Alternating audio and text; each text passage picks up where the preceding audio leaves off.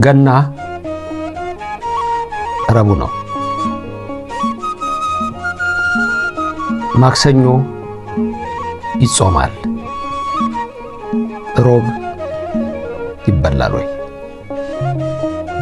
ብዙ ሰዎች ሁሉ ጊዜ በዓሉ ለየት ብሎ በሚውልበት ጊዜ ይቸገራሉ። የሚቸገሩበት ምክንያት ምንድነው? ሕጉን ካለመማር ካለማስታወስም አንዳንድ ጊዜ ያጋጥማል። ለምሳሌ የዛሬ 3 ዓመት ላይ ስንነጋገር የነበረው ገና አርብ ላይ ስለነበረ ነው። አሁን ደግሞ በ2018 ረቡዕ ቀን ነው። ስለዚህ አሁን ገና የፊታችን ሮብ ነው። ስለዚህ ሮብ ነውና በዚህ ሮብ ቀን ምግብ መብላት ይቻላል ወይ ወይም ጾም ይቻላል ወይ? እሱን ማሰብ ያስፈልጋል። ጾም ይቻላል ወይ? በዚህ ቀን መጾም ወይም አለመብላት ወይም መብላት የትኛው የሚሆነው? በኢትዮጵያ ኦርቶዶክስ ተዋሕዶ ርቲት ሃይማኖት እነዚህም 7ቱ ዋና ዋናና የአዋጅ ጾም ከ7 ዓመት ጀምሮ ያለ ሁሉ እንዲጾማቸው ከበሽተኛ ወይም ከተለያየ ምክንያት በስተቀር እነዚህን ጾም ኦርቶዶክሳውያን ክርስቲያኖች በጠቅላላ እንዲጾሟቸው ታዟል። ከነዛ ውስጥ አንዱ የጋድ ጾም ነው። የጋድ ጾም የሚጾመው በዓመት 2 ብቻ ነው። 2 ብቻ። ትንሹ ከ7ቱ አጽዋማት ትንሹ ጾም ጋድ ነው። ሁለተኛ ትንሹ የትኛው ጾም ነው? አስታውሱ። ከ7ቱ አጽዋማት ትንሽ ነነዌ። እሷ ደግሞ የስንት ቀን ጾም ነች? ነነዌ ምን ጾማት? የ3 ቀን ነች። ጋድ 2 ቀን ነው። 2ቱ ቀን ደግሞ መቼና መቼ ነው ከተባለ ግልጽ ነው። ሁልጊዜ ግራ እንዳይገባችሁ። የገና ዋዜማ፣ የጥምቀት ዋዜማ፣ ሁለቱ ጋድ ጾም ይባላል።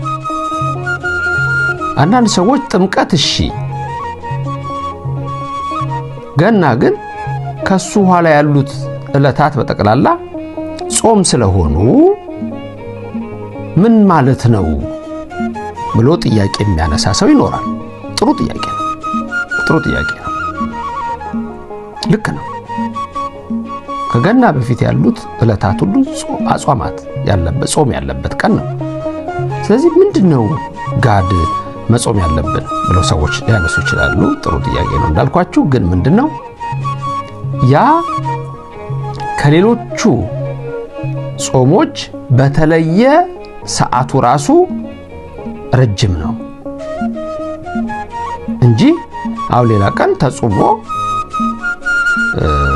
ምሳ ላይ ይበላል። በሌሎቹ አጽዋማት አይደለም። ከገና በፊት ባሉት ጾማችሁ ቁርስ ከተዋችሁ ምሳ ትበላላችሁ፣ እራት ትበላላችሁ።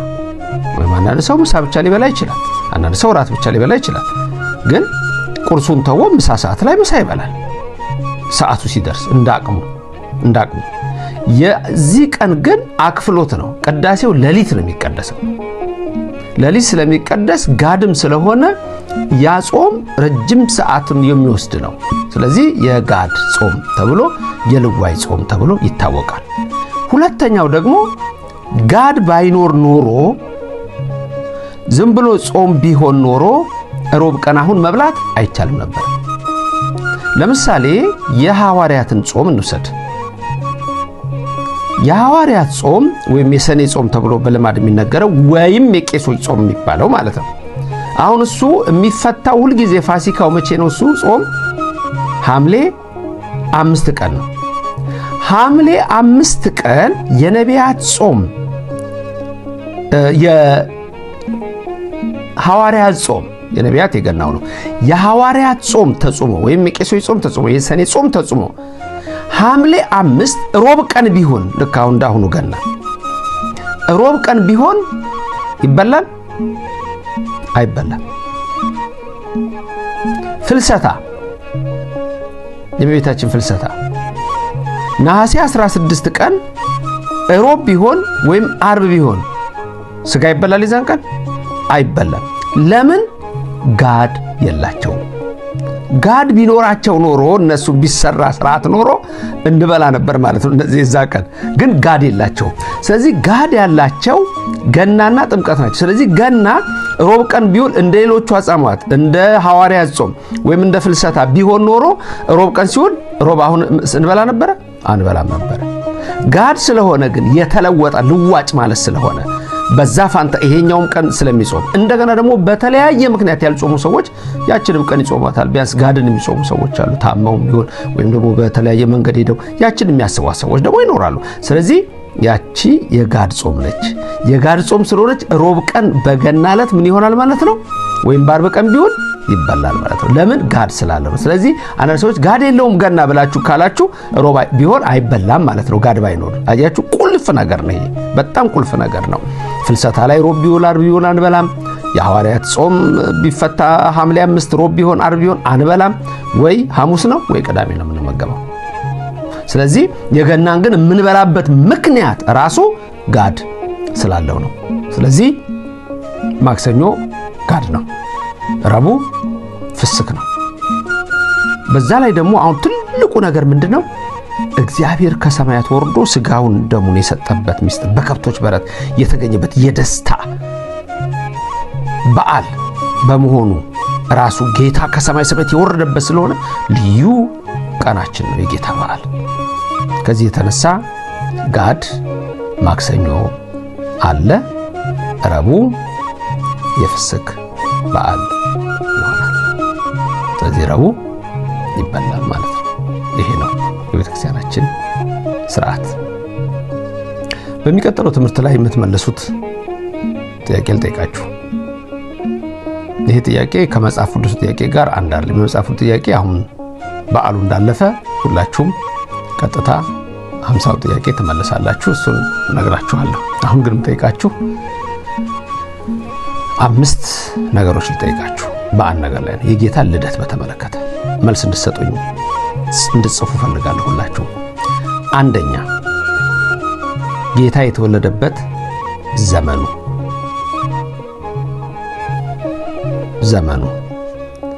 ሁለተኛ ወሩ። ሶስተኛ ዕለቱ። አራተኛ ቀኑ። አምስተኛ ሰዓቱ። እነዚህ ጥያቄዎች ነው የምትመልሱልኝ። ልብ በሉ። አንደኛ ዘመኑ በዘመነ ማ፣ በማ ዘመን። ዘመን ለ4 ይከፈላል። ማቴዎስ፣ ማርቆስ፣ ሉቃስ፣ ዮሐንስ። ስለዚህ በየትኛው ዘመን ጌታ ተወለደ? 2 ወርሁ ወይም ወሩ፣ በምን ወር ተወለደ? 3 ዕለቱ፣ በምን ዕለት ተወለደ? ዕለት ማለት እሁድ፣ ሰኞ፣ ማክሰኞ፣ ሮብ። 4 ቀኑ፣ ቀኑ ማለት ደግሞ በ1 በ2 በ3 በ4 በ5። 5ኛ ሰዓቱ፣ በ1 ሰዓት በ2 ሰዓት በ3 ሰዓት በ4 ሰዓት። እነዚህን ጻፉልኝ እንድታውቋቸው ፈልጋለሁ። ቀጥሎ ያለው ትምህርት ላይ እነግራችኋለሁ። ቀጥሎ ያለው ትምህርቴ ትንሽ ማስጠንቀቂያና መልእክት ነው የሚቀጥለው ላይ። ለዛሬ ግን በዚህ አበቃው። ረቡዕ ፍስክ ነው፣ ማክሰኞ ጋድ ነው። አምላካችን እግዚአብሔር በረድኤቱ በቸርነቱ በበጎነቱ ከሁላችን ጋር ይሁን። ዛሬ የመጣችሁ ሰዎች ሁልጊዜ የሚሰጠውን ትምህርት ለመከታተል ሰብስክራይብ ማድረግ ይኖርባችኋል። እዚህ ያላችሁት ደግሞ ሁልጊዜ መነገር አያስፈልግም። ስትጀምሩ ላይክ አድርጋችሁ ስትወጡ ኮሜንት አድርጋችሁ ለሌላ ሰው ሼር አድርጋችሁ የእግዚአብሔር ቃል ለሌላው እንዲዳረስ አድርጉ። ይህን የምታደርጉትን ሁሉ ደግሞ እንደሁሌው መረቃችኋለሁ። የልቦናችሁን ሐሳብ እግዚአብሔር ይፈጽምላችሁ። ድንግል ማርያም በቀኝ በግራ ትቆምላችሁ። ሁላችሁም ይህን ድምጽ የሰማችሁ ሁሉ ከፊት ትምራችሁ ከኋላ ትከተላችሁ። በልቦናችን ከልጇ ጋር ነግሳ ለዘላለም ትኖር። ያስተማረን የመከረን ኃያሉ አምላክ እግዚአብሔር ስሙ የተመሰገነ ይሁን። ከሰማይ ሰማያት ወርዶ በከብቶች በረት ተወልዶ ያዳነን ኢየሱስ የድንግል ልጅ የአብ ልጅ ከዘላለም እስከ ዘላለም ምስጋና ለሱ ይሁን። ለሁሉ እግዚአብሔር ይባርካችሁ፣ ፊቱንም ያብራላችሁ። በሚቀጥለው ጊዜ በቸር እንገናኝ።